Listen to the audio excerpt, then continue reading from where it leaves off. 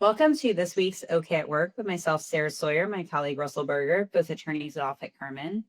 And today we are talking about regulations related to hiring and publishing ads for applicants, taking applications in.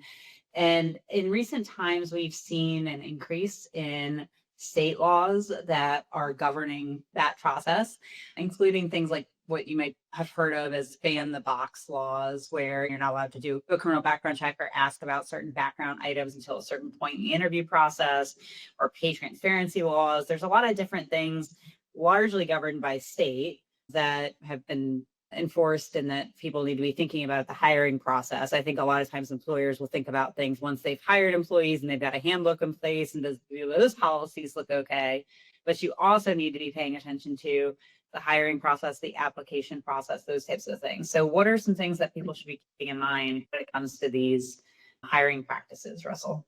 Yeah, well, I think you really hit the nail on the head there, because to start with, all the employment laws that we talked about for years on this program about anti-discrimination, anti-harassment, need for accommodations, if they apply to employees, they apply to applicants as well. So that's just a starting point, is that even though they're not an employee, that the employee protections apply to job applicants as well. So all the things you would think about for employees, you have to consider in the application process as well. And then in addition, you mentioned ban the box, which regulates when you can ask about a criminal history in the process, and different jurisdictions have different rules on that.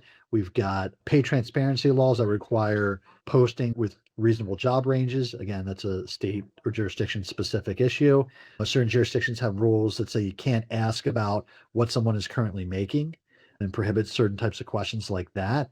So, I mean, you really have to have a basic understanding of all these things. And I think most helpfully, you develop a process and a protocol, and not necessarily a script for an interview, because you want to probably make it a little more personable and interactive than that, but at least an outline, a framework, and what to stay away from throughout the process. Yeah, I think as is the case with a lot of things, there's exceptions to some of this as well, depending on what it is. And it's going to be different for each state. So for instance, when we mentioned ban the box, which deals with background checks, well, there might be rules around when the background check can be done and how you use the background check and what you can deny employment for. But there might be exceptions to that. Obviously, in highly regulated industries like financial, or maybe childcare or safety regulated areas, or varying types of areas. People like they're hiring police officers, for instance, right? Criminal background checks are really relevant to that. There are exceptions to some of these things, and there is nuance. And I think that's one of the challenging things about this patchwork of regulations, is that they're state-based and sometimes they're even local-based. So some states might not have a statewide law, but there'll be a local jurisdiction that has particular rules on these topics. And then there's nuance and exceptions within those often as well that might accommodate for a certain type of business or a certain type of situation. And those can even, when you drill down even further, sometimes that can even be position specific versus industry specific as well. Definitely good to be prepared and have a good understanding of what you should do when, because there's good reasons sometimes to take a little bit of a different course of action based on the facts. So it's definitely a nuanced area.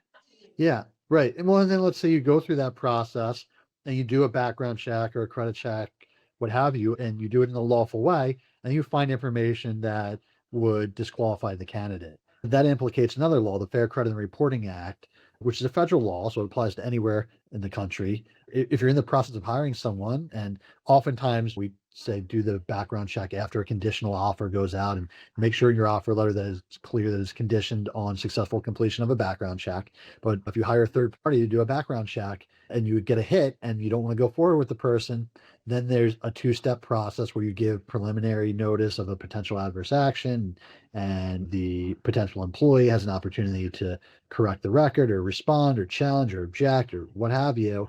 And then you'd have a second letter you'd send after that process completes, assuming it hasn't changed the answer.